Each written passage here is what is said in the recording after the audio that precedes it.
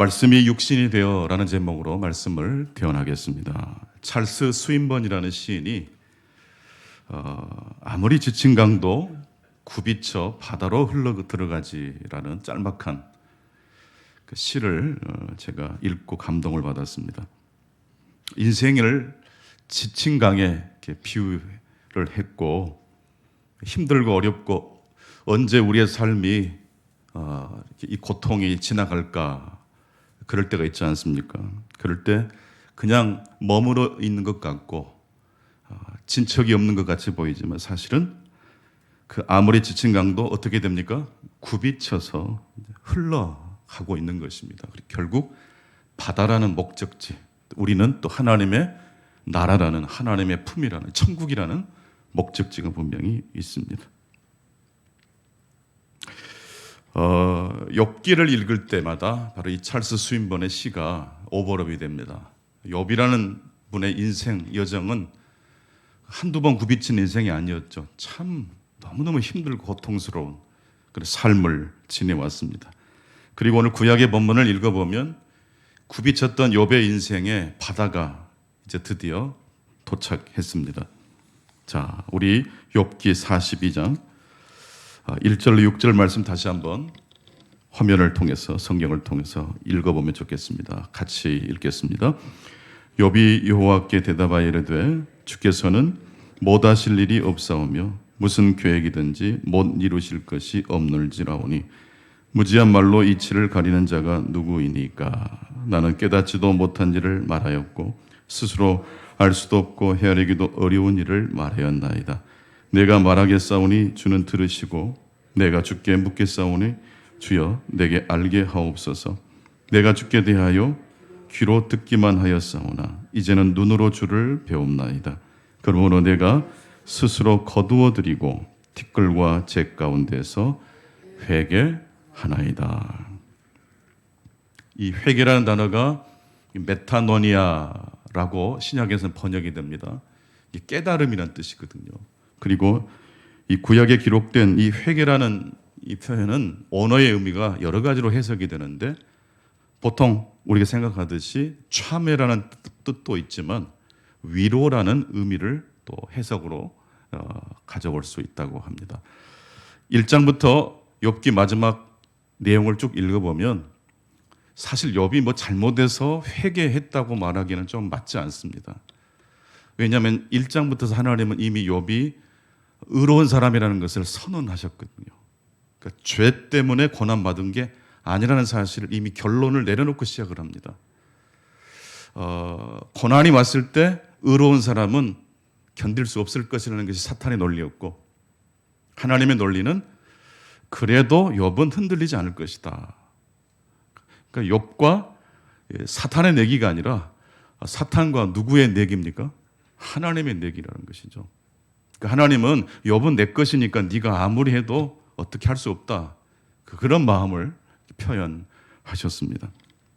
그래서 욥은 재산을 다 잃고 또 10명의 자녀들을 자연재해로 떠나보내고 또 심지어 아내로부터 버림을 받기까지 하는 그 장면을 보게 되면 욥의 인생이라는 것은 어떻게 해결책이 없습니다.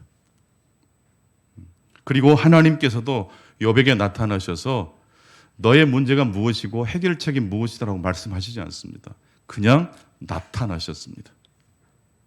그 하나님의 만남을 통해서 욥이 문제가 해결된 건 아니지만, 내 인생이 복잡하고 꼬였지만 그래도 포기하지 않고 계속 살아가겠다라는 결심을 한 게 욥기의 내용이라고 말씀드릴 수 있습니다. 신앙생활하면 어떤 유익이 있을까요? 기도하고 말씀을 들으면 우리의 문제에 대한 해답을 하나님이 어떻게 해주십니까? 정확하게 꼬집어서 디테일하게 말씀을 주실 때도 있지만, 욥처럼 하나님은 우리에게 어떻게 다가오십니까?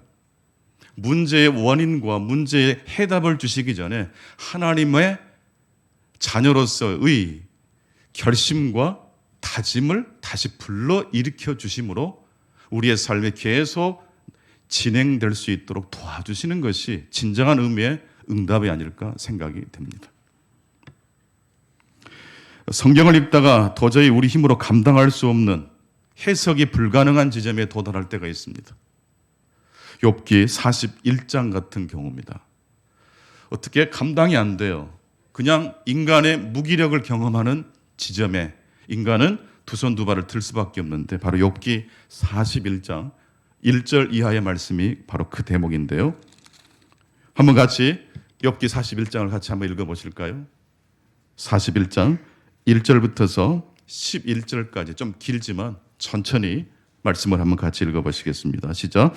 내가 낚시로 리워야단을 끌어낼 수 있겠느냐? 노끈으로 그 혀를 맬 수 있겠느냐? 너는 밧줄로 그 코를 꿰 수 있겠느냐? 갈고리로 그 아가미를 꿰 수 있겠느냐? 그것이 어찌 내게 계속하여 간청하겠느냐?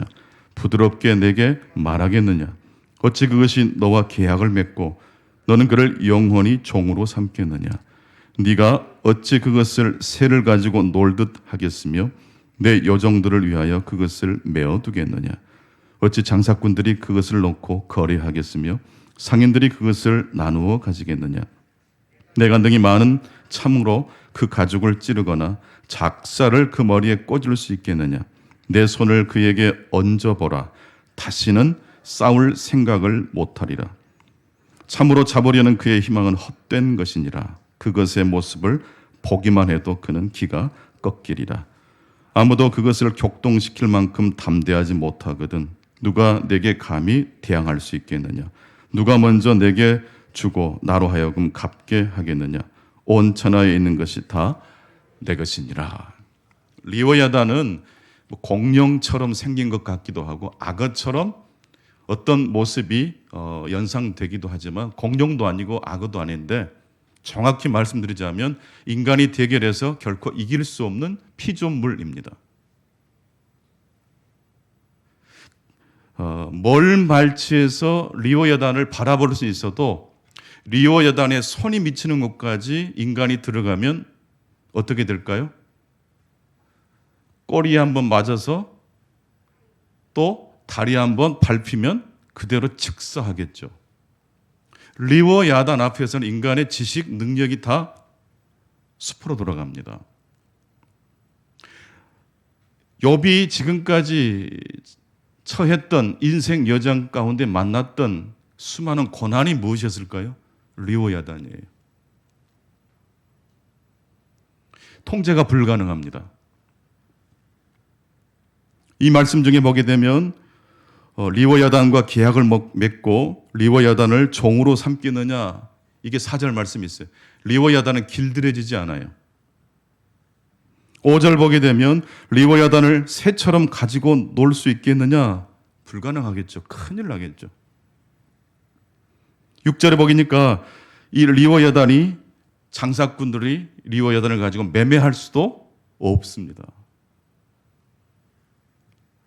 8절 보게 되면 너의 손을 리워야단 위에 얹어 보아라. 다시는 뭐 할 생각이 나오지 않아요? 싸울 생각이 나오지 않아요. 바로 이 대목을 통과한 다음에 욥기 42장에서 드디어 욥이 하나님 앞에 회개합니다. 티끌과 채 위에서 회개합니다라고 말을 하는 겁니다. 리워야단을 만나고 보니까 지금까지 욥이 신학적 지식, 지혜로운 판단, 친구들과 대결하면서 내세웠던 신앙의 모든 지식들이 소용이 있어요, 없어요? 없어요. 여러분, 고난이, 감당할 수 없는 고난이, 통제가 불가능한 상황이 오면 여러분 기도할 결일이 있으시던가요? 주여라는 말밖에 나오지 않잖아요. 무슨 한 문장으로 기도가 나오지 않습니다. 오 주여밖에 안 나오죠. 욥도 리워야단 앞에서는 모든 것들이 다 종결되고 맙니다.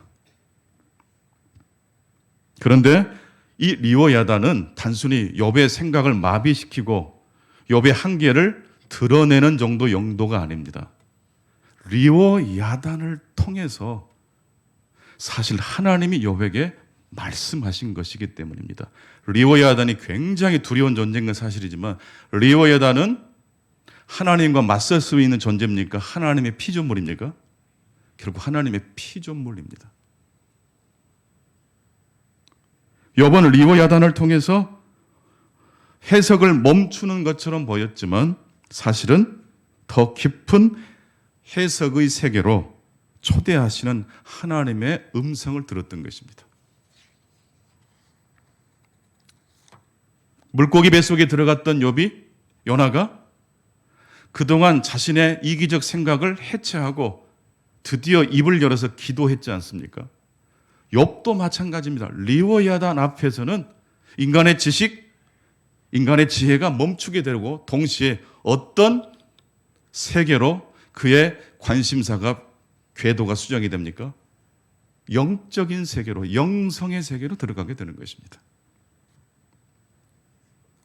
욥기는 고난당한 모든 이들에게 주신 하나님의 말씀입니다. 그리고 욥기에 등장하는 리워야단은 요나서에 등장하는 큰 물고기와 같은 존재입니다. 드디어 욥은 굽이치는 바다를 지나 바다에 도달했습니다. 실패와 좌절을 통해서 우리들은 실패와 좌절 앞에 무너지는 것이 아니라 그 실패와 좌절을 통해서 목적지를 향해서 계속 나아가고 있는 것입니다. 이번 우리 축구 이야기를 또 안 할 수가 없네요. 몇 퍼센트 기적이죠? 10%도 안 되는데 그 기적이 일어났더라고요. 근데 손흥민 선수가 또 부상이 있어가지고 아주 마음이 아프더라고요. 그 와중에도 우리 대표 선수들이 너무너무 잘해서 정말 드라마를 써냈어요. 만약에 우여곡절 없이 모든 것들이 다 준비된 대로 승리했다면 이렇게 감동이 있을까요? 여러분, 감동이 있는 드라마는 뭐가 있어요? 굽이치는 파도가 있더라고요. 욥기가 왜 우리의 삶의 위로가 됩니까? 욥의 이야기, 그 굽이치는 이야기 때문이지 않습니까?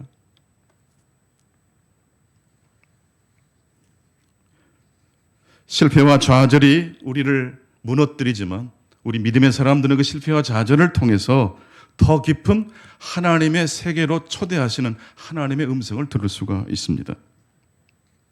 여러분, 넘어지면 반드시 우리는 다시 일어나지 않습니까? 어떤 일이 엉클어지면 그것을 다시 조화롭게 해결하는 것이 우리의 본능입니다. 문제는 항상 답이 있다는 사실을 모든 분들은 다 아실 거예요. 그래서 어떤 분들은 이렇게까지 답을 이야기하시더라고요. 세월이 답이다. 그러니까 넘어지는 자리에서 바로 일어설 수도 있지만 20년, 30년 정도 걸려서 문제가 해결될 때도 있어요, 없어요? 있다는 거예요. 30년 전에 이해가 안 됐는데 시간이 지나고 보니까 변한 건 없어요. 근데 내가 바라보는 인생관이 바뀌니까 달라지는 거예요. 넘어지는 자리는 다시 일어서는 자리여야 합니다. 불균형은 다시 균형을 향해서 우리들이 나아가면 되는 것입니다. 그런데 여러분, 넘어졌다 일어섰다는 늘 반복되는 이야기인데 신앙이 깊은 분들은요, 넘어진 자리에서 다시 일어서는 것을 구원으로 생각할 뿐만 아니라 어떤 경우에는 진짜 하나님 앞에 제대로 자신의 존재를 각성한, 그래서 존재가 새롭게 해체되는 경험을 통해서 새로운 하나님을 만나는 경험들이 있는 분들이 있습니다. 넘어지는 자리는 일어나야 됩니다. 근데 어떤 경우는요, 진짜 제대로 넘어질 때라야 우리의 인생에 믿음의 눈이 떠지는 경우가 있습니다. 여러분, 우리가 하나님을 만나고 또 하나님과 동행한다는 삶이 정직하게 말하면 우리가 하나님 앞에 산다는 것이 평안일까요? 두려움일까요? 예? 다른 사람 다 없고 여러분이 하나님 앞에 지금 서 있다고 생각해 보십시오. 행복하시겠어요? 약간 두려운 마음이 들어오시겠어요? 가장 먼저 하나님을 부둥켜 안고 막 얼싸 안으시겠어요? 어떻게 이런 일이 나에게 찾아왔는지 당황하시면서 동시에 거룩하신 하나님 광채 앞에 내 인생의 존재의 흠과 허물이 막 드러나잖아요. 그때 겪게 되는 당황, 그런 게 분명히 우리를 공포스럽게 할 것입니다. 인생을 깊이 믿음의 경지에 들어선 분들에게는 이런 경험이 있어요. 넘어지고 일어서는 그런 작은 문제에 울고 웃는 걸 넘어서서 제대로 한번 하나님 앞에 넘어져 본 경험이 있다는 뜻이에요. 그걸 한번 경험한 사람들은요, 넘어진 이야기, 일어선 이야기에 별로 울고 웃지 않아요. 진짜 하나님을 만난 경험이 있기 때문에 그런 줄로 믿습니다. 창세기 47장 7절 이하의 말씀을 보게 되면 130세가 된 야곱이 애굽의 왕 바로 앞에 서 있는 장면이 등장합니다. 이제 하나님의 품에 안길 날이 얼마 남지 않은 이 늙은 야곱이 거대한 제국의 왕 바로 앞에 서 있습니다. 굉장히 쫄리지 않겠습니까? 제국의 왕이니까. 그런데 야곱이 바로 앞에서 뭘 하던가요? 축복을 해줘요. 기도를 해요. 내 나그네 인생길이 우리 조상에 비하면 짧다. 내가 130년 정도 살았는데 내 앞선 우리 조상들에 비하면 사실 아무것도 아니라고. 조금 험악한 삶을 살아왔지만 그러면서 야곱이 바로를 똑바로 바라보면서 기도를 해줘요. 축복을 해줘요. 저는 이 성경 창세기 47장을 읽을 때마다 전율이 느껴져요. 여러분, 하나님 앞에서는 모든 능력자, 대단한 권세자들 어떤 존재가 됩니까? 절대자이신 하나님 앞에서는요, 피조물이 될 수밖에 없어요. 야곱이 창세기 1장 1절 말씀을 선포하는 장면이에요. 바로 너가 아무리 거대 제국의 왕일지라도 인생의 생사화복을 주관하시는 분은 누구다? 만유의 주 하나님이라는 걸 선포하는 거예요.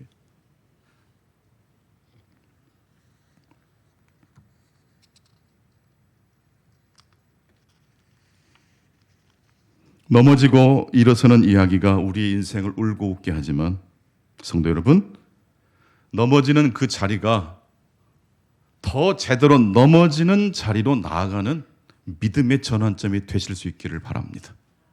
누구 때문에 불행하고 누구 때문에 내 인생이 복잡해진 것, 그래서 빨리 그 문제를 해결하고 싶은 그 내용도 중요하지만 그런 넘어진 이야기가 계기가 돼서 진정으로 절대자이신 하나님 앞으로 나아가시는 경험들이 있게 되기를 믿음의 여정을 걷고 계시는 우리 모든 이들에게 그런 믿음의 사건이 일어날 수 있기를 축원합니다. 욥기는 고난당한 자와 함께 하신 하나님의 이야기입니다. 그렇다면 신약의 요한복음은 어떤 이야기일까요?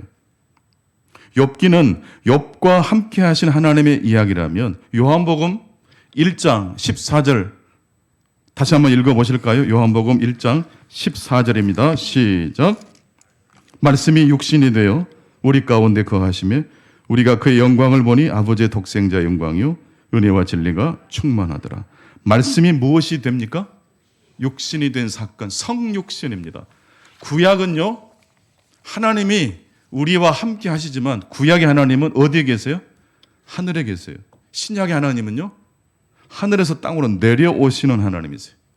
그러니까 구약 성도들의 신앙은요, 땅에서 하늘을 지향하는 신앙이에요. 신약의 성도들의 신앙의 문법은 뭡니까?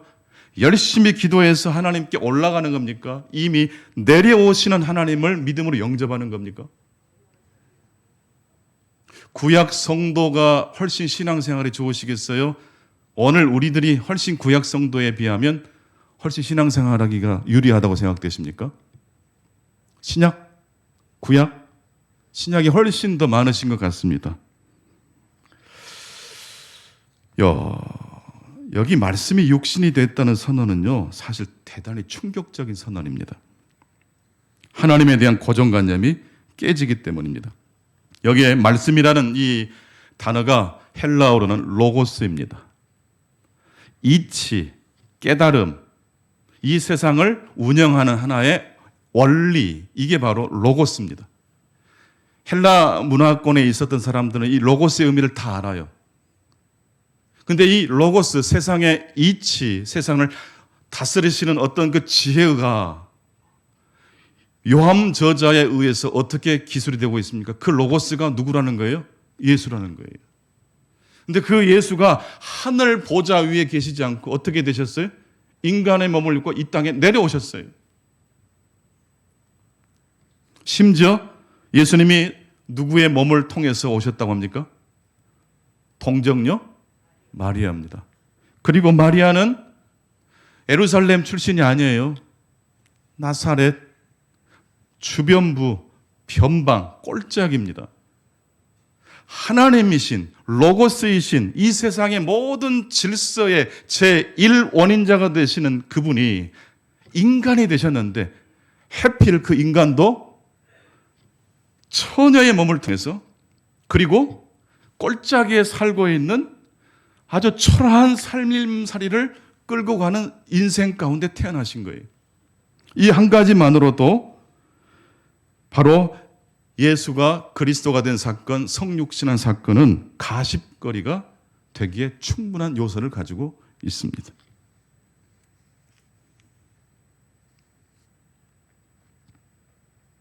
보통 우리는 행복을, 하나님이 우리를 축복해 주시는 그 행복을 불행과 불순물이 전혀 없고 아주 깨끗하고 순결한 것이 하나님이 우리에게 주시는 행복이라고 생각을 합니다. 근데 여러분, 성육신 사건만 놓고 보더라도 불순물이 없습니까? 모호함이 없습니까? 사람들이 수군수군 될 만한 요소가 있습니까? 없습니까? 너무 많아요. 장엄한 하나님의 이 세상을 통치하는 질서, 논리가 인간이 되었는데 그 인간이 처녀의 몸에서 나왔고 변방 작은 마을에서 말구유에 태어났다는 것입니다. 때문에 성탄을 준비하고 또한 예수 그리스도를 믿고 따라가는 신앙 생활에는 세상 사람들이 그리고 우리가 너무 고정관념식으로 생각하듯이 불순물은 전혀 없고 순결하고 깨끗한 요소만 모아놓은 것이라고 절대로 해석할 수가 없다는 이야기입니다. 하나님이신 예수가 인간의 몸을 입고 이 땅에 내려오신 성탄절이 다가오고 있고 우리는 그 성탄절을 중심으로 한 해를 다시 시작합니다. 왜 예수님께서 인간의 몸을 입고 이 땅에 오셨습니까? 우리와 하나가 되기 위해서입니다. 욥기의 신앙은요, 고난당한 자와 하나님이 함께 하시는 정도는 돼요. 근데 욥 속으로 들어가십니까? 못 들어가십니까? 못 들어가요. 근데 신약에서 예수님이 로고스이신 그분이 인간이 됐다는 뜻은 무슨 의미일까요? 예수님이 욥이 됐다는 뜻이에요.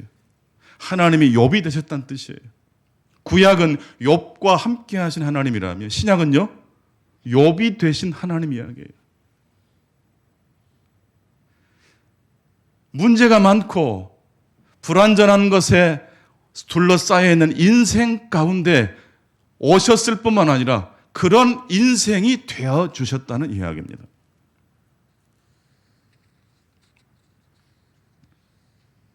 하나님은 어디에 계십니까? 하늘에 계십니다. 또한 하나님은 어디 계십니까?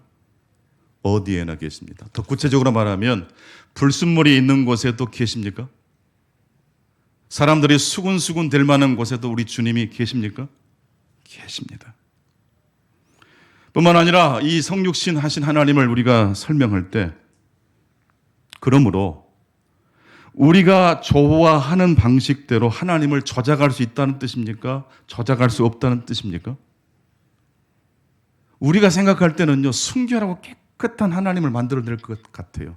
근데 하나님이 디자인하신 성육신을 보게 되면 인간의 고정관념이 해체가 되는 것입니다.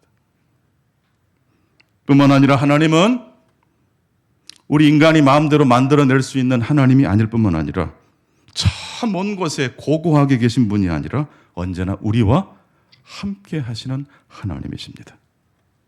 여러분들이 병원에 진찰 진료받으러 가실 때, 약국에서 약을 타러 가실 때 그 자리에 누가 계셔요? 예수님이 계셔요. 아닌 계신 곳이 없다는 이야기입니다. 하나님이 인간이 되셨다는 이 메시지가 이 성탄절의 핵심이고 우리 신앙생활의 핵심입니다. 고로 모든 사람은 하나님의 형상대로 지음 받은 존재라는 사실을 꼭 기억하실 수 있기를 바랍니다. 뿐만 아니라 우리 안에 하나님이 넣어 놓으신 하나님의 형상을 왜곡할 때 하나님은 그대로 지나가지 않는다는 사실 역시 기억하실 수 있기를 바랍니다. 우리가 일주일 동안 힘들게 살다가도 예배를 드리거나 또 성경을 읽고 또 설교 말씀을 들을 때 이렇게 뭐랄까요? 세상에서 좀 대접 잘 받지 못하고 일이 잘 되지 않을 때 자존감이 바닥이 드러나잖아요. 근데 그러다가 이게 말씀을 듣다 보면 내가 하나님의 형상대로 지음받은 고귀한 존재라는 사실이 나도 모르게 회복이 되는 거예요. 오늘 또 예배를 통해서 그런 회복이 있게 되기를 축원합니다. 정리해 보겠습니다. 그리스도인은 참 인간이 되신 예수님을 통해 하나님을 만난 사람들이기에 어떤 경우에라도 인간을 경멸해서는 안 됩니다. 그 경멸해서는 안 되는 그 인간은 다른 사람일 수도 있지만 누구일 수도 있어요? 내 자신일 수 있어요. 마태복음 12장 20절 말씀, 상한 갈대를 꺾지 아니하시고 꺼져가는 심지불을 끄지 아니하신다. 분명히 꺼져가는 이 심지불에는 뭐가 풀풀 흘러나옵니까? 연기가 막 나오지 않습니까? 주변 사람들을 힘들게 해요. 본인도 힘들어요. 상한 갈대, 보기에 볼품이 없어요. 그냥 꺾어버리고 싶어요. 그런데 하나님 말씀하십니다. 그럴지라도 그 안에 무엇이 있어요? 하나님의 형상이 있는 거예요. 하나님이 꺾지 않은 것을 우리도 꺾어서는 안 될 줄로 믿습니다. 또한 그리스도인들은 본능적으로 압니다. 성경을 읽고 설교를 들을 때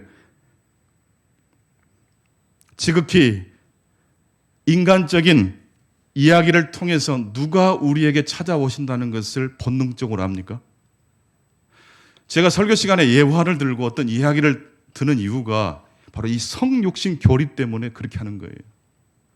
성경 말씀만 계속 풀어주면요, 이 성경 말씀이 이 땅으로 내려올 수가 없어요. 그래서 일상의 일들을 가지고 엮어주는 거예요.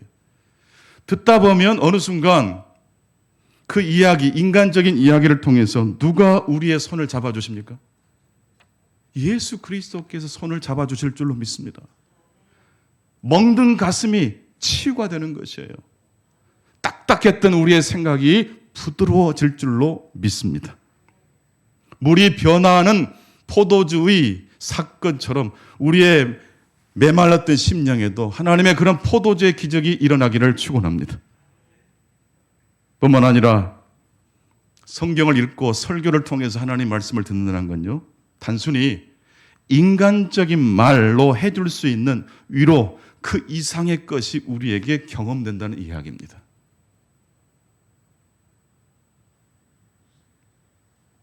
친구들과 만나서 쇼핑도 하고 즐거운 시간을 갖는 것 참 좋습니다. 하지만 그 이상을 못 넘어섭니다. 이게 인간적인 교제의 한계예요. 근데 성경을 읽고 설교를 듣는 순간에 세상 사람들이 전혀 새로운 이야기도 아닌 것처럼 이야기되는 그 이야기지만 그 설교를 통해서 누가 성육신 하셔요? 예수 그리스도께서 그 설교 속에, 인간적 이야기 속에 임재하실 줄로 믿습니다. 그래서 그 설교에 몰입하다 보면 나도 모르게 내 손을 누가 잡아주세요? 주님이 잡아주시는 거예요. 내 어깨를 누가 토닥거리고 계세요? 주님이 토닥거리고 계시는 거예요. 여러분의 삶이 정직하게 말하면 100점 정도 신앙생활이라고 자신 있게 말할 수 있는 사람은 거의 없으실 거예요.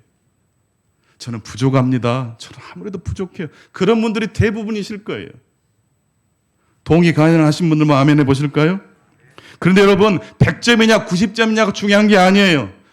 욥기의 핵심은요, 와장창 무너졌지만 그래도 이 세상을 하나님이 내게 주신 세상으로 알고 포기하지 않고 계속 전진해 나가겠습니다. 이게 욥기의 내용이에요.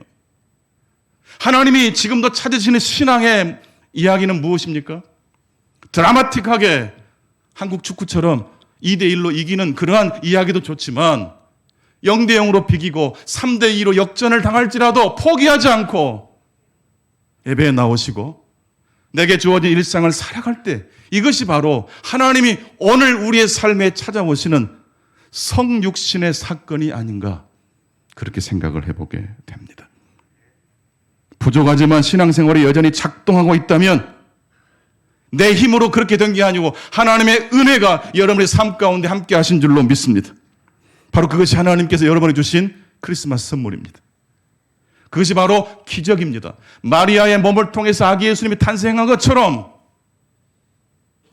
부족하기 짝이 없는 우리 인생 가운데 찬송을 부르며 나도 모르게 눈물이 나오고 하나님의 말씀을 경청하는 자리에 앉아 있을 때에 예배 드리기 전에는 자존감이 바닥에 났는데 말씀을 듣고 나면 가슴이 뛰고 하나님의 형상대로 지음받은 내 자신에 대한 자존감이 회복되는 역사가 일어날 줄로 믿습니다. 그렇게 회복이 되다 보니까 세상이 아름다워요.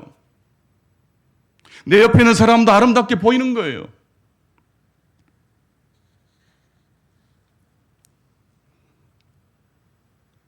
마지막 우리 강인원 집사님, 우리 김여성 집사님 임종 예배를 드리는 장면이 평생 잊을 수 없을 것 같아요.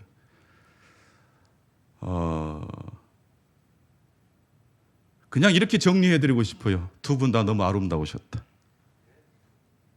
너무너무 아름다우셨다. 왜요? 그 자리에 하나님 함께 하셨으니까. 숨질 때 되도록 늘 찬송하면서 주께 더 나아가기 원합니다. 숨질 때 되도록 늘 찬송하면서 마지막 순간까지 우리는 여호와 하나님의 이름을 부르는 자들이 되어야 될 줄로 믿습니다. 세상 사람들이요, 크리스마스가 되면요 괜히 교회를 한 번 더 쳐다보고 지나간답니다. 추리 하나, 장식 하나, 울려 퍼지는 캐롤 하나를 그래도 듣고 지나가신대요. 왜 그럴까요? 믿음이 없는 사람들도요 어떤 감이 있대요. 교회에서 울려 퍼지는 복음과 성탄 캐롤 소식이 교회 믿는 사람들끼리만의 이야기가 아니라 그 소식에 자기와 같은 사람에게도 해당되는 소식이 포함되어 있더라고. 이렇게 구체적으로 말을 못하지만 어떤 본능적인 감각으로 그렇게 생각하신대요. 세상을 위하여 구원자로 오신 아기 예수님의 탄생이 가까워지고 있습니다.